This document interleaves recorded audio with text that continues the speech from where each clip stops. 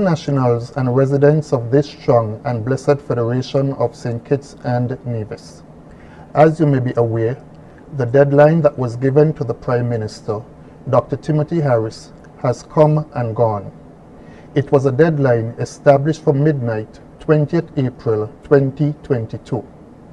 The purpose of that deadline was to adequately respond to critical issues of governance that have been eroding the fabric of our democracy and the functioning of the administration. There were both reasonable and necessary changes that were needed if we were to reconcile the vast differences that, if left unchecked, could cause great harm to our people in the short and long term. Unfortunately, despite the patriotic efforts of both the leader of the Concerned Citizens Movement and the People's Action Movement to restore stability and continuity in the Team Unity government, the Prime Minister continued to refuse to agree to seriously discuss and resolve the issues of contention. Today, I stand in support and solidarity with the concept of unity amongst our people and political leaders, an idea and a movement that brought us to new heights in the last 7 years and that has helped us to successfully navigate the challenges brought on by the COVID-19 pandemic. I stand today also as a key promoter of unity, understanding that as a small nation, we will forever be stronger, united together. The concept of unity is based on mutual respect, trust, honesty, and fairness. The concept of unity shall only thrive by its very nature on inclusion and by, at every turn, keeping the promise and keeping our word to each other. For the last 5 years, almost every member of the Team Unity government has lived by those broad principles and have kept the promise, even when at times sticking to the principles for which we signed on to had put us at a disadvantage. It was always clear that for the concept of unity to thrive, there must be an unbreakable respect among partners. Unfortunately, in recent months, that respect has broken down and accords signed disregarded. The very concept of the unity on which we promise to govern has in some instances been systematically and deliberately undermined. People won't expect us to keep our manifesto promises if they can't count on us to keep our word. Most members of our team have worked tirelessly and often bent backwards in heroic attempts to save the Unity Pact. And to that cause, we remain more united than ever before, as we have learned that without preserving this unity, the people will suffer. After so many efforts by the leaders of PAM and CCM to discuss and find resolutions with the leader of PLP, Dr. Harris, it is with much regret that I have to inform the people of St. Kitts and Nevis that all efforts have failed. They have failed because of one man, Dr. Timothy Harris.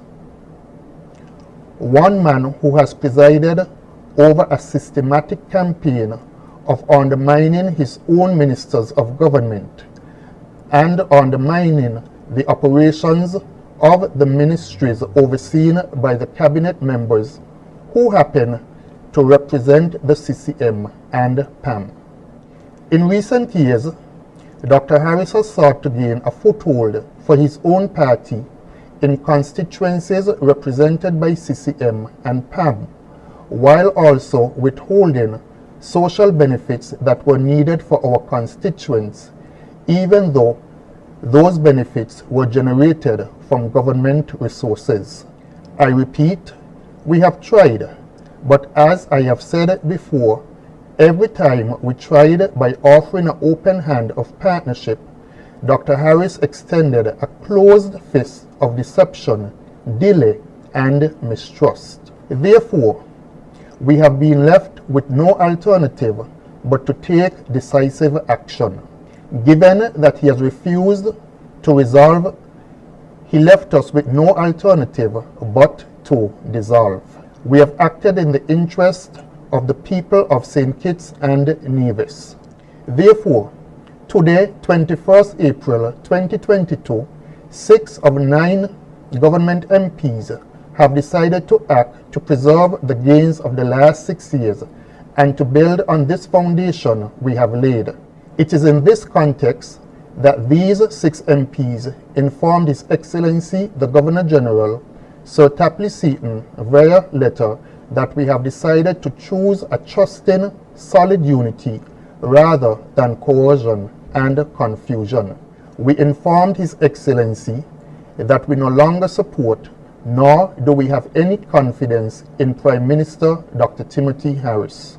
As a consequence, the 6 MPs also informed the Governor General that we repose our full trust and confidence in the Honorable Shawn to serve as Prime Minister of our country. Indeed, we, the majority, chose to be the conscience of this nation.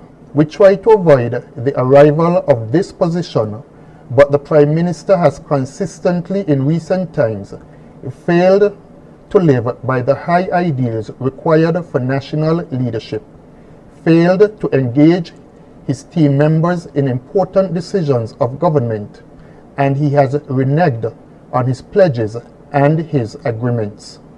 Therefore, we felt that these actions, if not stopped, will completely derail the train of unity. The challenge of leadership may have caused our good friend and my leader for the last 6 years to have faltered, and as friends will do in tough moments, we are prepared to help him in any way possible to deal with this flaw. It must be clear that we must not be about personal attacks, for in the end, we are still essentially one family. But this family is hurting, and we must do everything in good conscience to help this family revive. And so, we have decided to move forward together, understanding that one member of the team is no longer willing to subscribe to the accords to which we all signed. I am pleased to state, speaking personally, that I have been faithful to all the accords, sometimes to a fault, that I have worked overtime to ensure that we remain on course. I have given loyalty even when none was returned. I was always clear that the cause of the nation is bigger than any one of us. Among the 6 MPs are 3 of the 4 from the caucus of the People's Action Movement, including my colleague MPs, Honorable Lindsey Grant and Honorable Jonelle Powell. The 4th member of our caucus, Honorable Eugene Hamilton, is overseas on medical attention. Honorable Hamilton has been an integral part of discussions in the last few weeks on the status of the relations and has contributed significantly to those debates and discussions.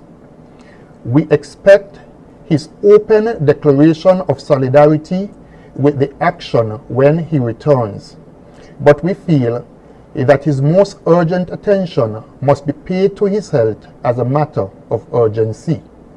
We, the 6 MPs, and our other colleagues who will join us, are now willing to offer ourselves up to the nation as the keepers of the flame of unity, as men and women who will be guided by principle rather than personal aggrandizement.